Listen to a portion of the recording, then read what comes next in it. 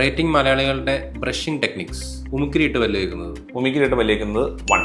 ഈ ഉമിക്കിരി എന്ന് പറയുന്ന സാധനം റൈസ് ഹസ്ക്, നമ്മുടെ ഈ അരിയുടെ ഇതിൽ നിന്ന് ഉമീന്നുണ്ടാക്കുന്ന ഒരു സംഭവമാണ്. അതിന് നമുക്കൊരു സ്റ്റാൻഡർഡൈസേഷൻ ഒന്നുമില്ല. അതായത് അതിന്റെ പാർട്ടിക്കൽ സൈസിന് സ്റ്റാൻഡർഡൈസേഷൻ ഇല്ല. അതുപോലെ തന്നെ അപ്പോൾ അതിന്റെ അബ്രേസീവ് പവർ വളരെ കൂടുതലാണ്. നമ്മൾ പല്ലിന് അതിട്ട് തേച്ച് കഴിയുമ്പോൾ പല്ല് നല്ലോണം തേഞ്ഞു പോകും, ഇനാമലും പോവും. ആ ഇനാമൽ പോയി കഴിയുമ്പോൾ അതിന് താഴെയുള്ള ഡെന്റിനും പോവും. ഇതൊന്നും ആദ്യം അറിയില്ല, പക്ഷേ ഡെന്റിനൊക്കെ വന്നു കഴിയുമ്പോൾ സെക്കൻഡ് ലെയർ വന്നു കഴിയുമ്പോഴേ രോഗികൾക്ക് പുളിപ്പ് വരുള്ളൂ. അപ്പോൾ അതുവരെ നമ്മൾ ബ്രഷ് ചെയ്യും. എന്നും മൗത്ത് വാഷ് യൂസ് ചെയ്യുന്നത് ഒരു 7.